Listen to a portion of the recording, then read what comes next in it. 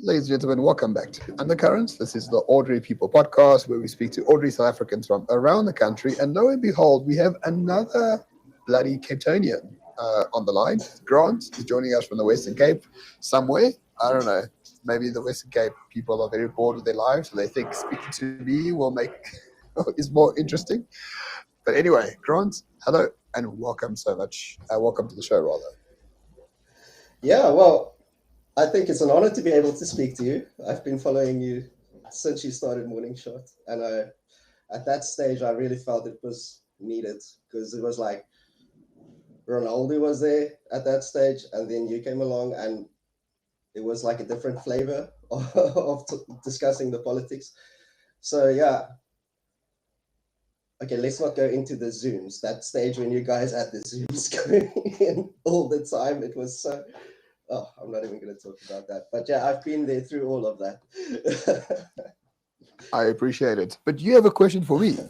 What is it? Yeah, What can I? Hmm. what made you start Morning Shot? What was the driver? Because that must have been some work to get that going. Oh, it's an incredible amount of work. I actually, in 2019, I went away for December and I read a book. And the book was called, gosh, what is it called? Something about habits by James Clear. Um, Atomic Habits. That's the name of the book. That's the name of the book. And that book is actually the only self help book that is actually useful because it tells you that your identity is actually the habits that you have rather than the other way around. So people just think, oh, you're disciplined, therefore you are like an Olympic gold champion winner. Like, no, no, you're an Olympic gold medal winner because you have all these habits that make your identity, that makes you an Olympic gold medalist. And the book said that to make a habit stick, you need to do it every single day, irrespective if it takes you 5 minutes to do it or whatever the case might be.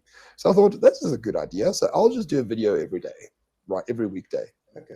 and we'll just see where it goes. So that was really the catalyst.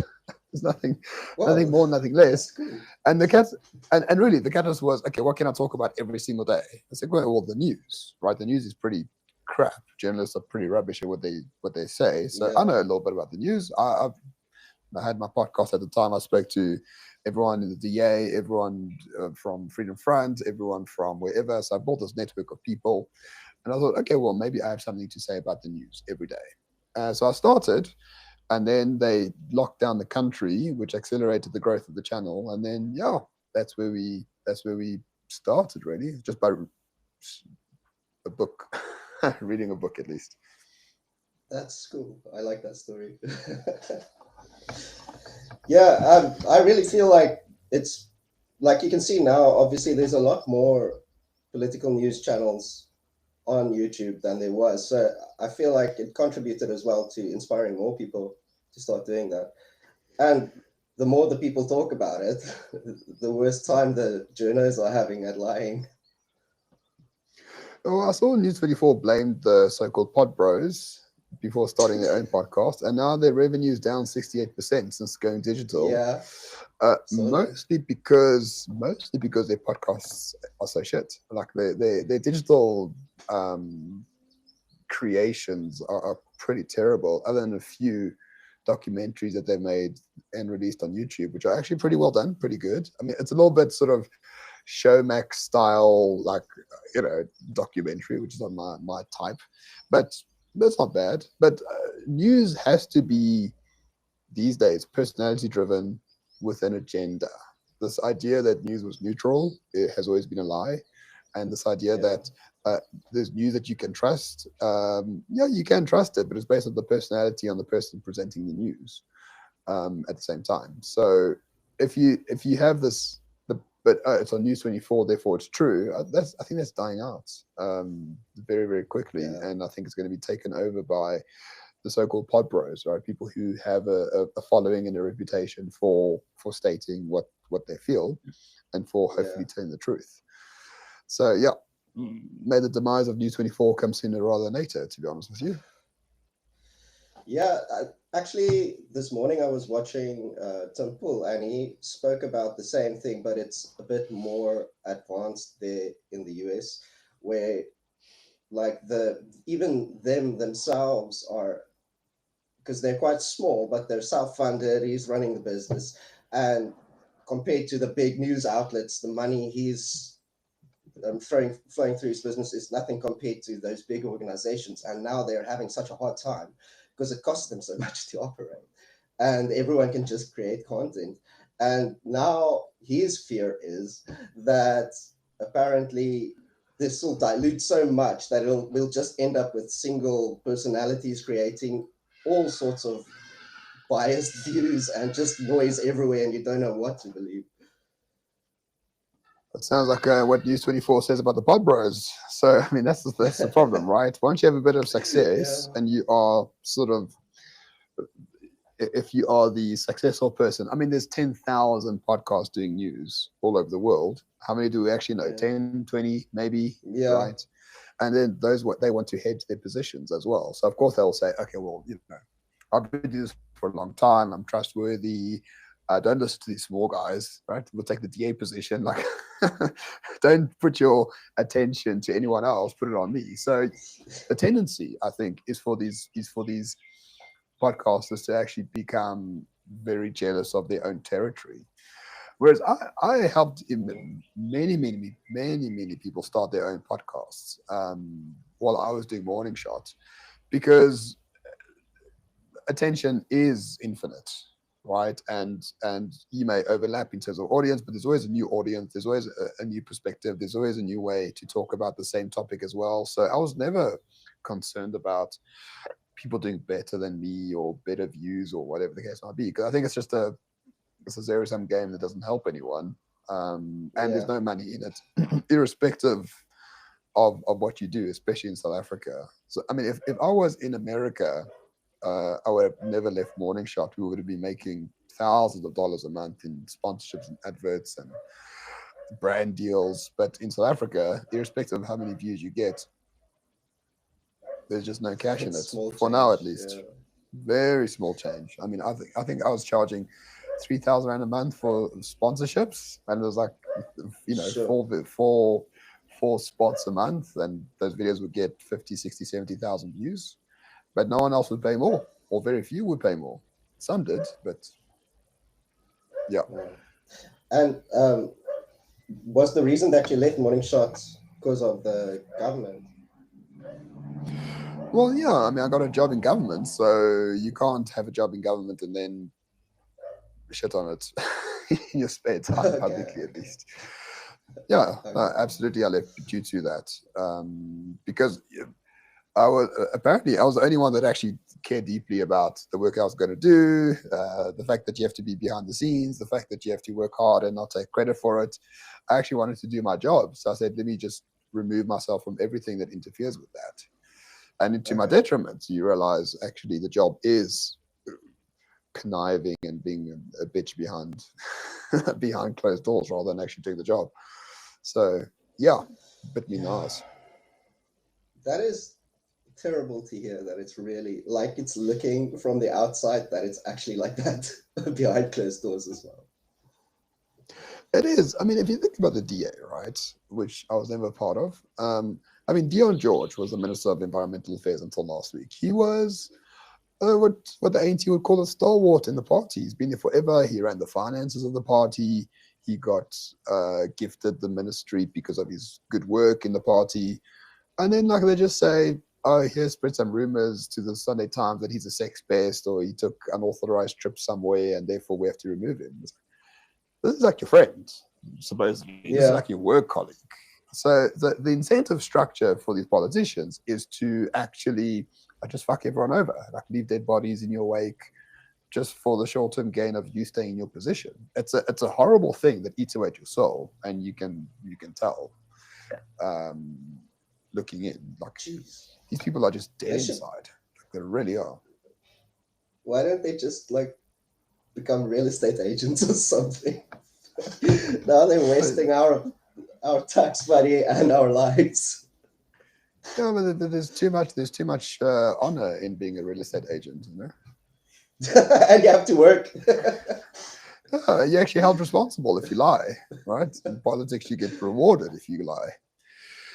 But I realized after they fired me unceremoniously that I think if you stay in there a long time, like your soul gets poisoned because all the incentives are there for pure self-preservation, and there's zero incentive. Even though we know for a fact the best way to get ahead is to build a solid coalition of very trustworthy allies and defend them at all costs. That's how you get ahead. But these guys are like, no, short term, I'll put everyone under the bus so that I can stay in my position. And Yeah. yeah, no, it really eats away at you, and destroys you mentally. And what it like if you do you think Trump is doing that with his team? Ironically, I think Trump does have a team that is more loyal to him than most presidents around the country and in history. No one has been fired yet after almost a year. The first term was very chaotic. He kept firing Yeah. people and putting people in, and it was very chaotic. And he said he made a mistake. Like he took advice from neocons and people Yeah. that didn't have his best interests at heart. And you can understand why. I mean, when I walked into the office the first time in Pretoria, dude, there's like thousands of people in this place. Thousands. The building is like is as big as a warehouse, filled with computers and people and offices and boardrooms, and you're like, how on earth are you supposed to make heads or tails of any of this stuff? And then the entire culture determines what you do as a person. You want to work with people, you want to get along with people to solve an issue, but you don't know who they are. Like you get emails from randoms, like whatever, from the departments, and they have a title, but you don't know what their title means. Chief Director of like Human Resources and People Division or whatever. I don't know what that means.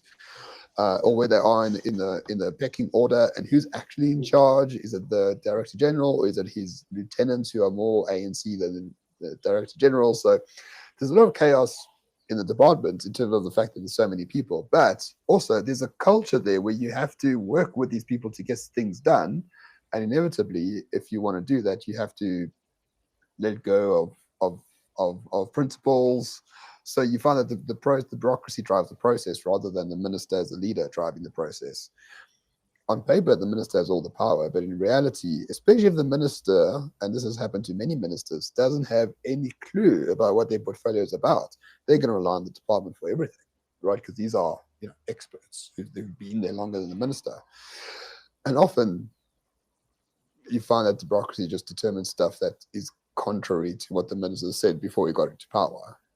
So yeah, Okay. don't underestimate how much pressure there is from the bureaucracy against the minister. Um, yeah, it's much more difficult than people think, unless you just don't care. You just do what you want as a minister with the power that you have, which is called leadership. But there's very few people like that. Yeah. Then they'll probably just get taken out. Do you think that something like this is something that is caused by having too much of a big bloated government, having too many people around? Yeah, definitely. But I think it's inherent in all bureaucracies. The incentive is for it to grow and to remain in power. But I mean, I can't think of a single government or a single big organization where this doesn't happen, right? There's bloat absolutely everywhere: private sector, public sector, foundations, NGOs, charities. I mean, for charities, like, I think the average is 3% of the proceeds actually go to the work. The rest go to salaries and operational expenses. So it's just the nature of the beast. When you have a lot of people, you need bureaucracy to run it. Oh, I, it just feels like this can't go on like this. It it has to break somehow. No, you'll be surprised.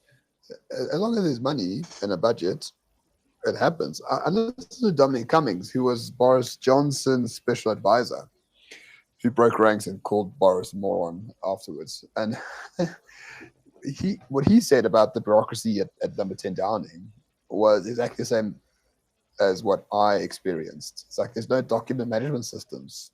There's no like What? DocuSign. No, there's nothing. There's no DocuSign.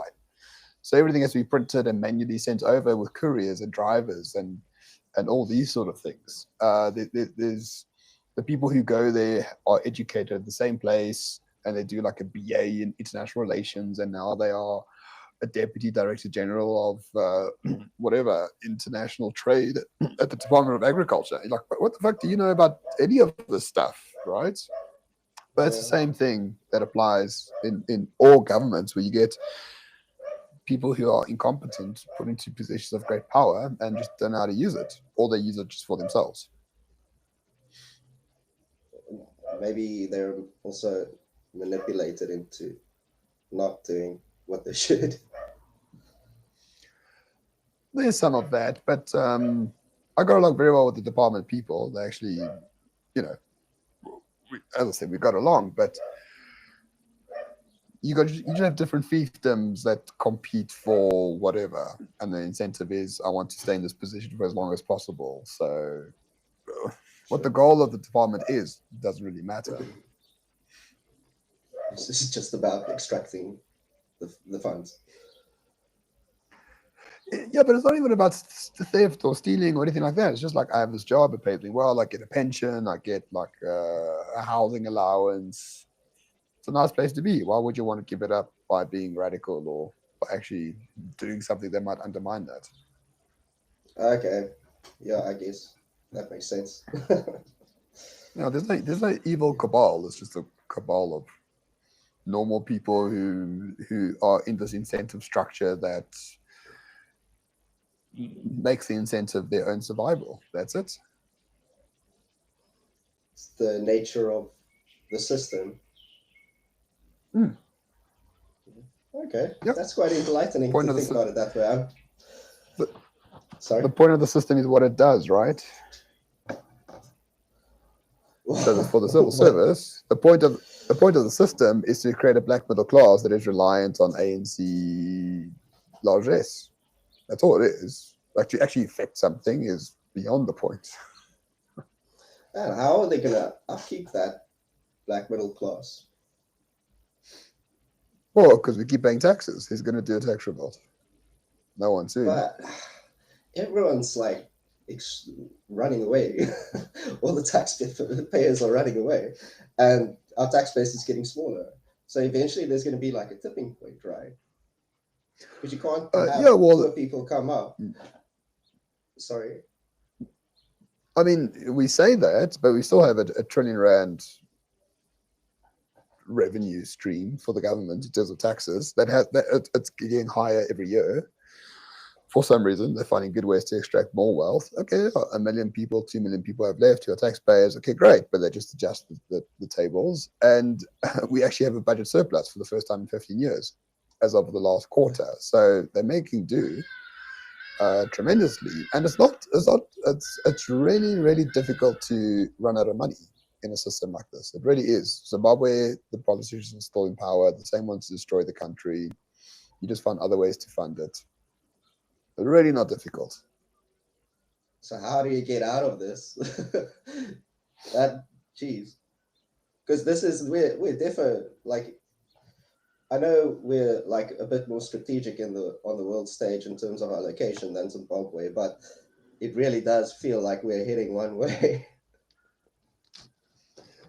No, that has passed. I don't see it at all, actually. Really? No. I mean, the elites are funding the GNU. The GNU is a pragmatic globalist construct, right? They love the G20 and they love the EU and they love renewable energy and all the shit that makes black people poor. Fine. We've always had black poor people. They actually don't matter that much. But in between all of the bullshit, there's a few little good things. Inflation targeting at 3%, the budget surplus.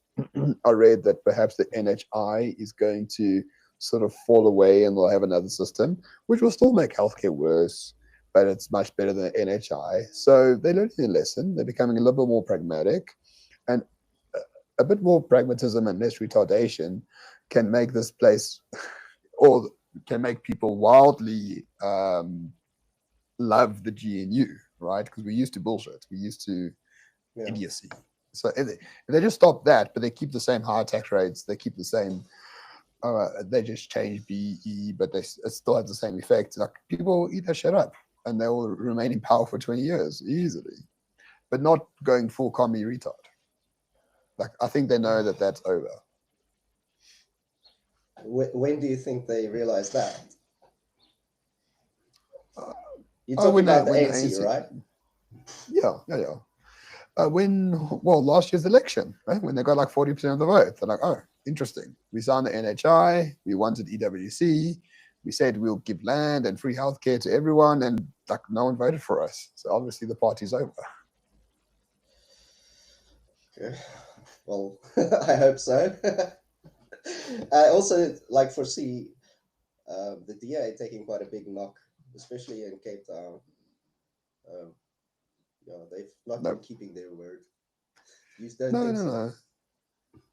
No, the DA will keep Cape Town for a while. The PA will make some inroads, but not more than 10% of the province.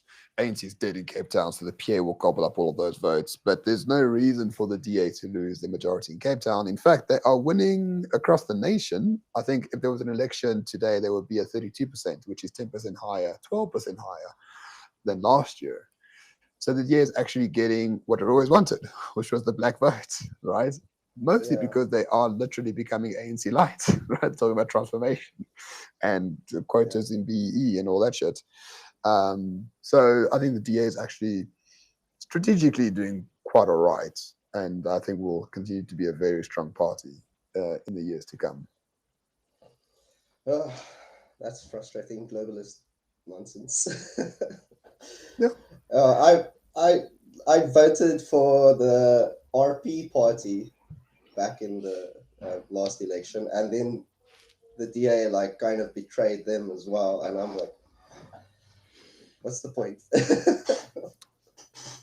Well, I think the fundamental problem we have as voters is like we actually believe politicians. And I'm not saying that to be flippant, but again, just look, sh- show me the man and show me the incentive, and I'll show you the man. I'm not sure who said that. I think it was Eisenhower or Kissinger or whatever the case might be.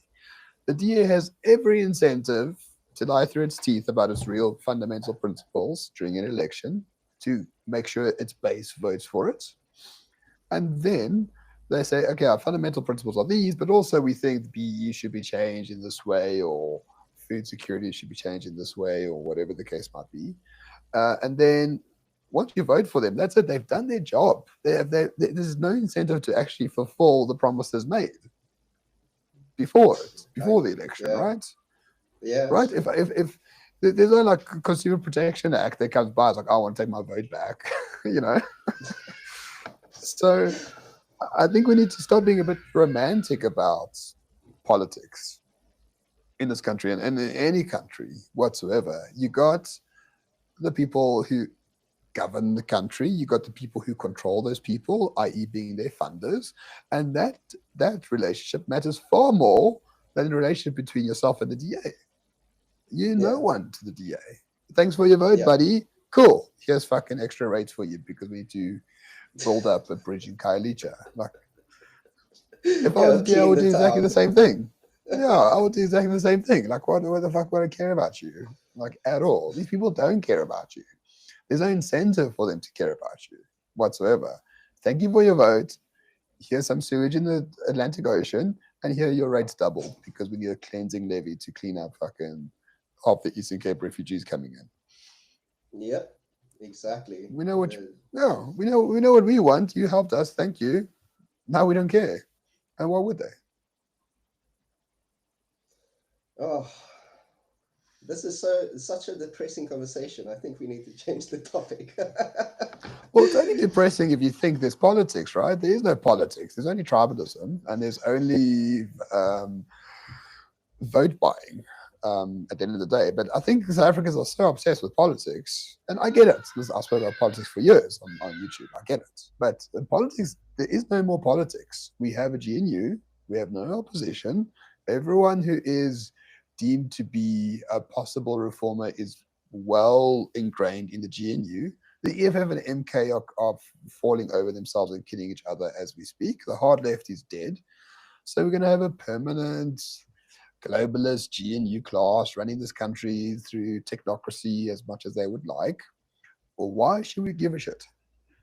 Why don't we just focus on our jobs, make money, look after our family, go on our holidays, buy some guns, get off grid?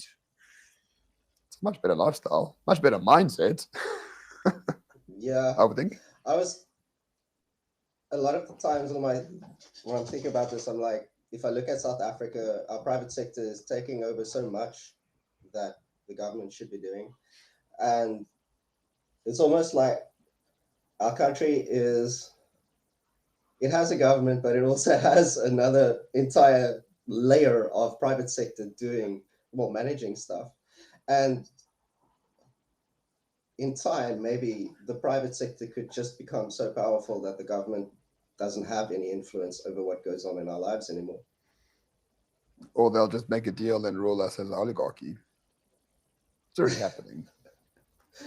I'm not trying to be depressed or blackpilled here, but just look at the incentive structure. If I was Discovery, right, and the government said, listen, we'll give you billions to run the NHI, am I going to say no on principle? No, I must increase shareholder value. I'll fucking run the NHI for 10 billion rand a year. Why wouldn't you? Right? Not because Discovery is evil, but because the incentive structure is there to make it something that cannot be said no to. Yeah. In that position, you would do exactly the same thing. Just put yourself in the positions of these people. Yeah, it's like a lot of times it's the perspective. Like, obviously, I'm ignorant because I don't know much about what's going on in that structures, and yeah, a lot of times people don't really have a choice. Yeah, but they're not meant to. Democracy is a scam, right? Yeah. There's not a single name one country where the majority of people voted for something and they got it. America. Now, maybe. And even then, people are like, I voted for to get Indian H1B visas out the way, and they're still around. Right? Yeah, so on the Epstein list. no one gets everything they want at all. So we must stop thinking that we should get what we want. That's not the point of democracy. The point of democracy is to entrench an oligarchy. No worries. That's insane. I don't mean to be depressed, but that's just the reality, right? No, I'm enjoying this conversation. That's why I wanted to talk to you, because I knew you would give me some things to think about that I've never thought about before. and if your mindset is, okay, cool, irrespective of what I do to entrench the oligarchy, I'll just look after myself. Fuck, that's very freeing. Yeah. That's very freeing, to me at least.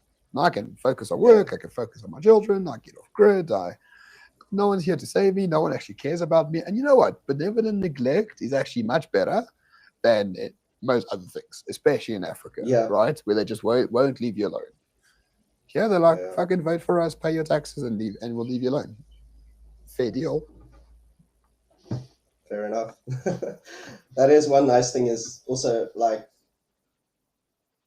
I think you said it as well. We don't really want the DA in power because they'll be super efficient in implementing all these globalist policies, whereas the ANC, they say they're going to do it, but they don't really do it that well. And then it kind of just messes up by itself. Yeah, so the ANC takes the money and steals it. The DA will take the money and actually affect it. So we'll have like wind turbines all over the place and fucking solar panels on who knows where in the middle of the Karoo for some bullshit. Yeah, we don't want that. And we also vastly overstate the efficacy of the DA. Like they're not as efficient as they say they are by any means. We're just led by morons, and that's perfectly fine. Sometimes it's fine to be led by morons, and they'll just leave us alone. If you in other areas, I mean, you only notice it when you go to Europe, where they're not led by morons, they're led by highly efficient libs, and it's not hell on earth by any means, but you can feel the oppressive nature of liberalism everywhere you go, and then people start obsessing about pension reform and like the crust on their fucking baguettes. Like, I'm not even joking. I was in France in August. I go to a bakery. I say, "Can I have a baguette, please?" And they're like, "Oh, do you want like a crusty one or do you want a white one?" Or I'm like, "Oh, who the fuck? Just give me a fucking baguette. Like, who gives a shit, right?" Oh, everyone behind me. Oh, I would love one with rye and it's crusty, and because this will really make my days. Fucking hell. I don't want to live in that society. Yeah, I remember. Like I was in the UK for 2 years when I was younger, and obviously things were a lot different then than it is now. And obviously, I still have some British friends, and my brother also lives in Isle of Man, and um, some of the towns are turning into South Africa. It's like proper crime everywhere. You can't. I remember like London, you could walk 2 o'clock in the morning, it's safe everywhere, people everywhere. Now you get mugged. You're like scared to park your car. On a long And enough that's the timeline, the West globalist. does. Yeah, yeah. On a long enough timeline, everything can become South Africa. I have a good friend, Robert Daigen. He runs Cape Independent. I've heard of Who's him before. very good guy. A bit too paranoid for my liking, but when you talk to him, you just want to shoot yourself because it's like just so depressing. Um, but he has this thing about on a long enough timeline, everywhere becomes South Africa because since 1994, in essence, his claim is that South Africa has been a laboratory for sort of globalist practices. So we're the first Yeah, to like yeah, we were the first to say, oh, gay marriage is fine. We de-Christianized the schools. We did expropriation of compensation. We brought in big pharma to solve the AIDS crisis and all the shit. And actually, he's probably right. I'm not too sure how much we can blame the ANC other than allowing these people to have so much influence over them. But when they're so easy to bribe, why wouldn't the globalists do yeah. it? But we have been a laboratory for globalist ideas, forced integration, forced multiculturalism, no borders, minimum wage that Yep. cuts out 40% of the population. Like when the ANC came into power, I'm sure they'd never had any inkling that this is what they wanted for their people, right? I will Yeah. give them the benefit of the doubt. But I don't think he's wrong at all. I really don't think he's wrong. Yeah. I've always But told my thankfully, wife, yeah, go sorry, ahead. Sorry. I've No, no, go always ahead. told my wife that it feels like South Africa is the petri dish of the world globalists, and they're testing all their theories here. And the fact, like, that it took so long and that we're so resilient, like, says a lot about us, I think, as a people of the country. Where if you look how quickly the US just, like, in 4 years, boom, after 2020, it just like accelerated and all the cities turned to chaos. And then the same with Europe. You can see all the capitals, what's happening, and how fast it's happening compared to what happened with us. Yeah, yeah, because they had homogenous societies that had a strong state that gave them welfare, and all these things. I think have their.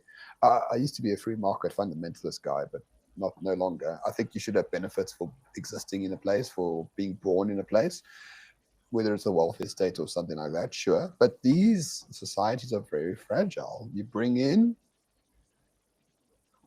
if I may say, parasites, right, that exploit it. You bring in people who exploit the human rights regime. They are going to destroy you from Of within. course.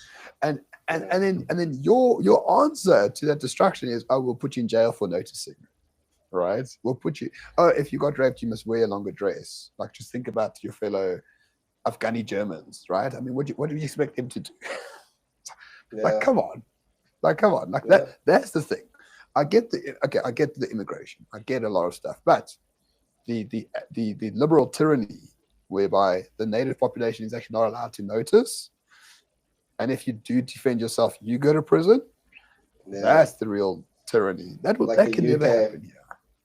Yeah, and that will never happen here. Oh, I mean, here they burn criminals alive in Hillbrow, just up the road, and the police like wait and then take the body away, and that's it. No one gets prosecuted. sure. Yeah. Okay. Well, sounds rough up there. All right, Joburg's great, man. It's a real Africa. I used to call it the Wild West when I was traveling. I was always scared.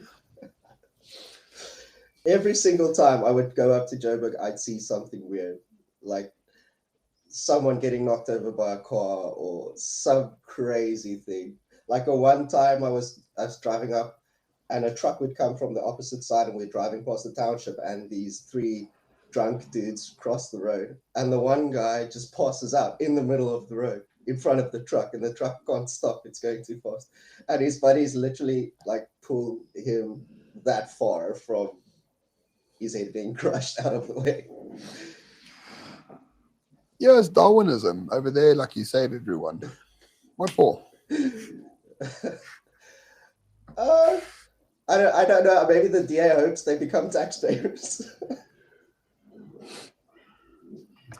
Yeah, I mean, I think we need a bit of law and order up here. That's why I'm supporting Helen Zille as mayor.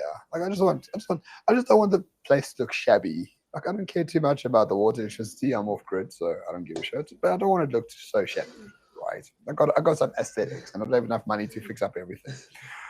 So yeah, but for service delivery to be so, I don't give a fuck, well, like whatsoever. It's like I shouldn't even be part of Joburg. It should be its own municipality. Nice. At least we get good service delivery here. But bloody hell, let's not talk about the water situation. I'm so disappointed with the DA. Like when we had the water crisis, I don't know if you remember, it was like a few years ago, and then they put up the water, and it was just for now, and never came back down. And then the way they're measuring their water is ridiculous. Like me myself, few K I've lost already with the DA just not measuring water correctly because they don't measure the meter every time, they guess it. And then let's say your meter breaks outside in the road, then they don't adjust. They'll just put it on your account, you have to complain. And you're lucky if you get a reply from them. They just put you in the system. It's Stalingrad. And I've been fighting like for 10 months. In the end, I just gave up. It was like, just running around. Yeah, whereas here, you never give up. What you do is that they come, like you just let it run.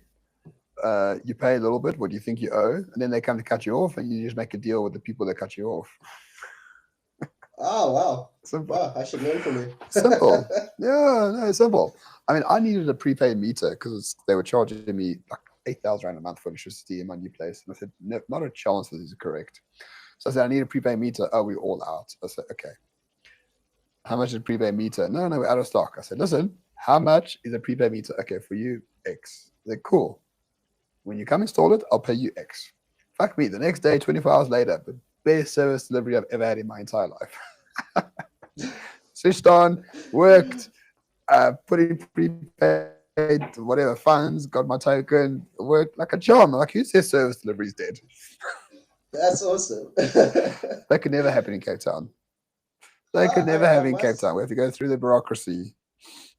I get like I had a similar experience. I can't say too much, but it was someone from Eskom who hooked me up. Yeah, that's different. Yeah, it's luckily not city of Cape Town. Yeah, so it's very good service delivery in Joburg. You just have to ask for it a bit more forcefully. Yeah. I wanted to ask you something else now, but I can't remember. Oh, you didn't you meet Douglas Murray at one stage? I did, yes. How is he? I always found him fascinating. Very nice guy. Very smart. I think a little bit too entrenched into Israel between you and I, or everyone watching, to a degree where I find it a bit weird. Like how much he loves Israel. He can, but that's perfectly fine. But I would never debate him because I would lose completely. He was actually, when I met him, it was a talk debate between himself and JJ Tabane. I don't know if you know JJ Tabane. He's like a local news guy, and he has a bit of a weird accent, and he's deemed to be like this very smart news journalist guy. I think he's a fucking moron. And Douglas just like, he has that dry smile. He's like, when someone says something, he's like, and then like he just murders you linguistically. Yeah, and that's exactly what he did. But no, I spoke to him. I mean, I didn't spend a lot of time. I spent maybe 10 minutes alone with him. We went outside for a smoke, and very nice guy. Like really, like super smart. I like him a lot. I think I'm finding this Israel question in America very interesting. I think there's sort of merits on both sides of the equation, but The I do what the I versus, like yeah, not like supporting them versus. is it a puppet state of America, or is it something that Uh, America should support, or does Israel have outside influence? I think a lot of that stuff is bullshit. I think Israel deserves to exist like every other country, but I think for the benefit of Israel, they shouldn't really be relying so much on one country, i.e., America, because now you're getting anti-Israeli stuff from the right.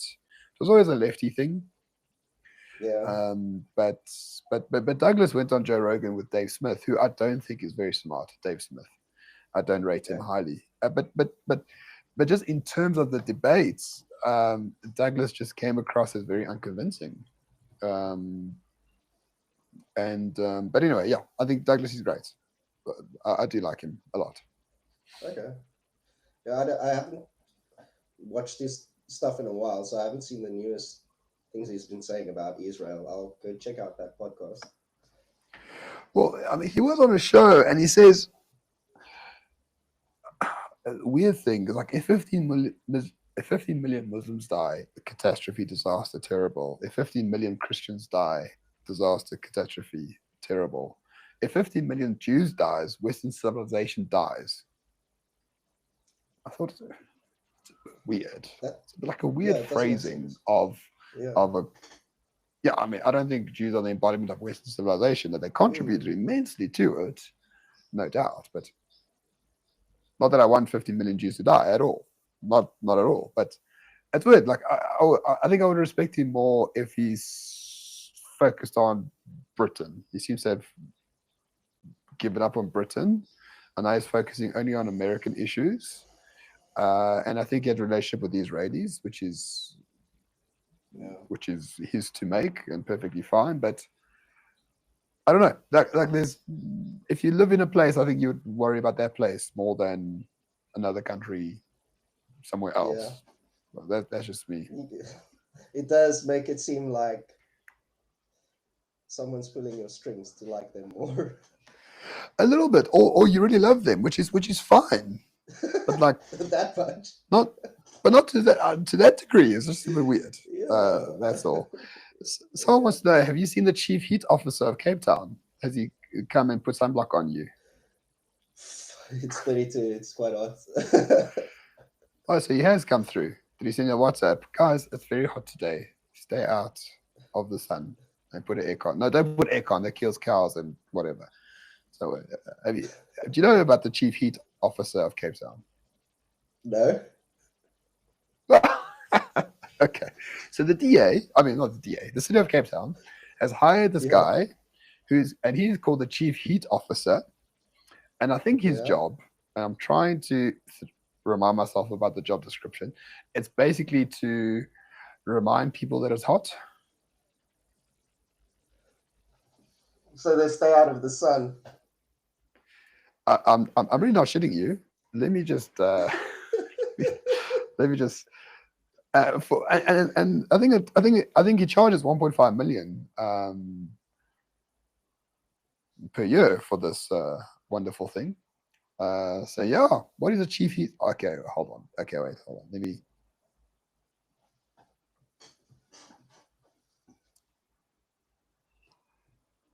Can I actually share my screen? No, I think I'm prevented.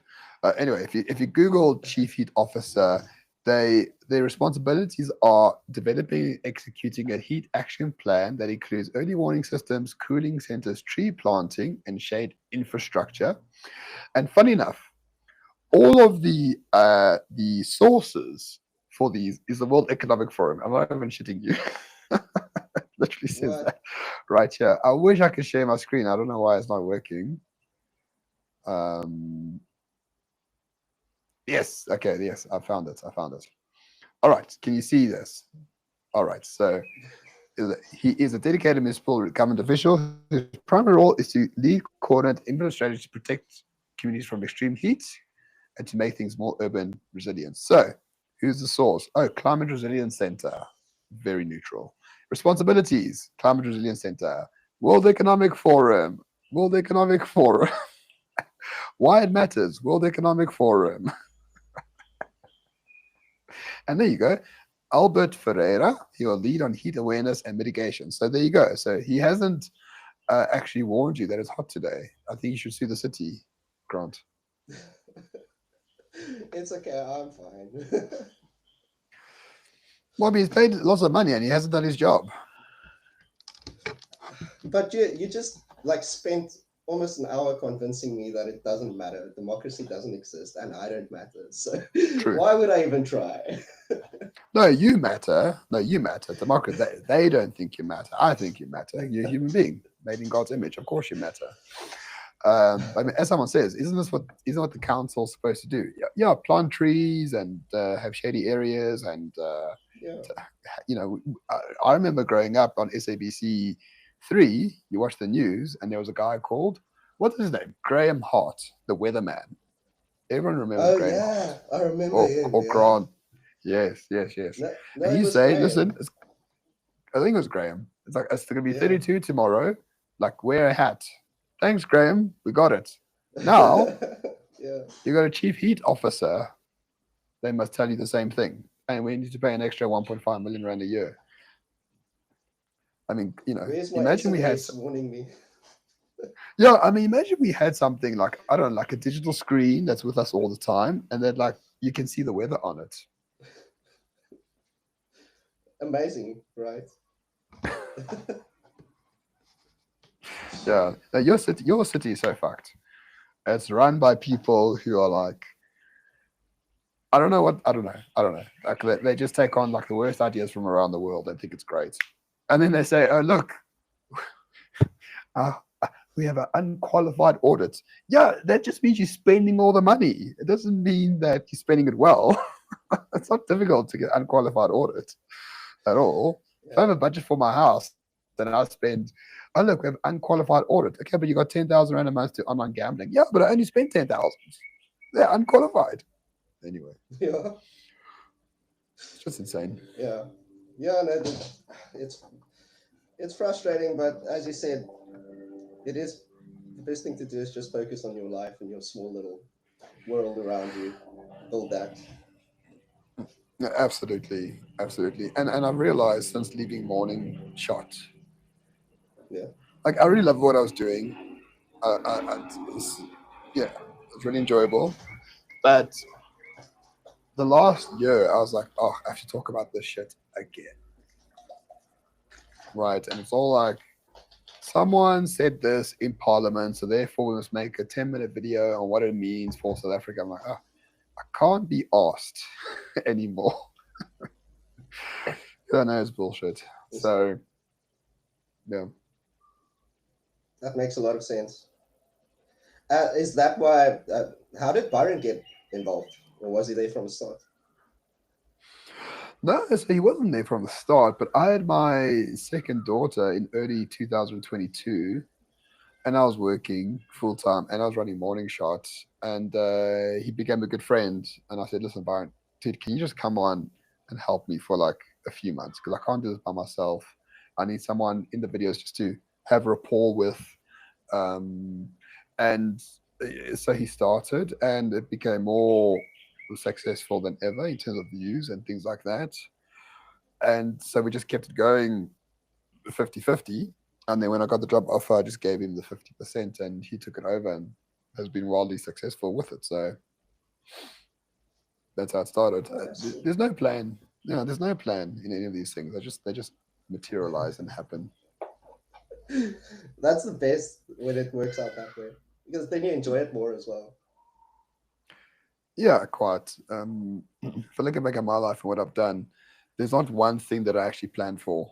Like if you came to me in April 2024 and said, listen, in 3 months you'll be working government, I'll be like, whatever. Fucking it happened. Yeah, that's so weird. It just happened.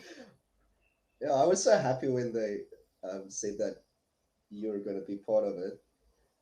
And then obviously when they did their shit and you were so harakat, I loved that. That was like, yeah, go fuck yourself. That was my attitude, right? I mean, Yeah, but that's like that was so in character. I loved it. It was like, yeah, one person that does what they say.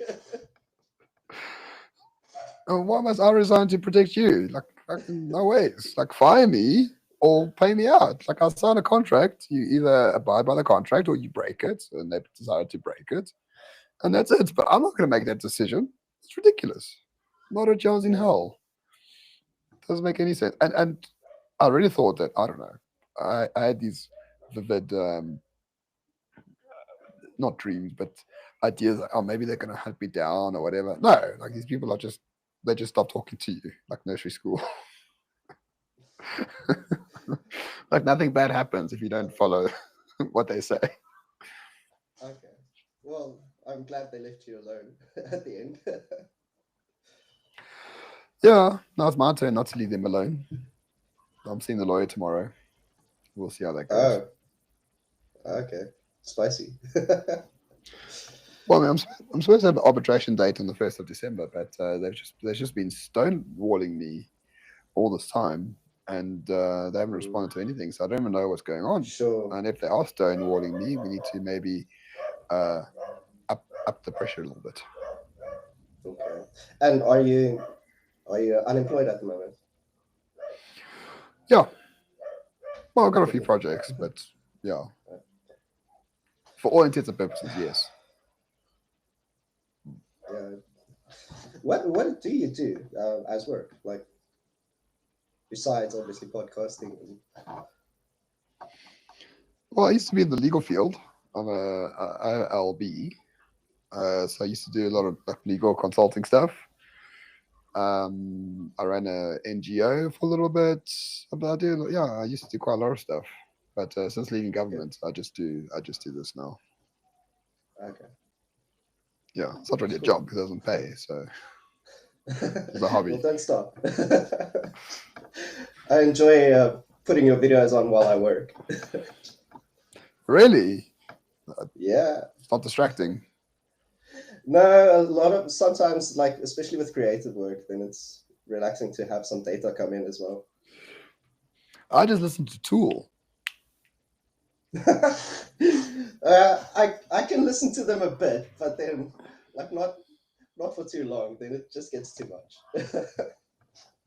Uh, so this is the song I'm listening to called Invincible. Oh, it's the other way around. I don't know how to invert it. Invincible Yeah, by Tool. Put that on while doing deep work. Oh, cool. I'll amazing. check it out. Highly recommended. Um, Awesome. yeah, Grant. I mean, any further Yeah. questions from you, my friend? No, I really enjoyed this chat. Thank you very much. Yeah, I'm so glad I didn't have to eke out like answers. People come in and get like worried or something. I felt so bad for you that one day it was this guy that was just he was very strange. he, I can't remember what he was talking about, but he sounded Afrikaans and he had a very interesting worldview. And I Oh, could see he was struggling. the creationist chap. Yeah, I think it was him. Yeah, I think it was him. Yeah, and like I don't care what you believe, but like just say so from the beginning, then we can talk about it. But it took like half an hour just to get to the point where I sort of understood what he was trying to say or what his worldview was, Yeah, and like and yeah. that's what maybe I was a bit too annoyed, and maybe it was a bit unprofessional on my side. I actually got two No, emails that this is very disrespectful.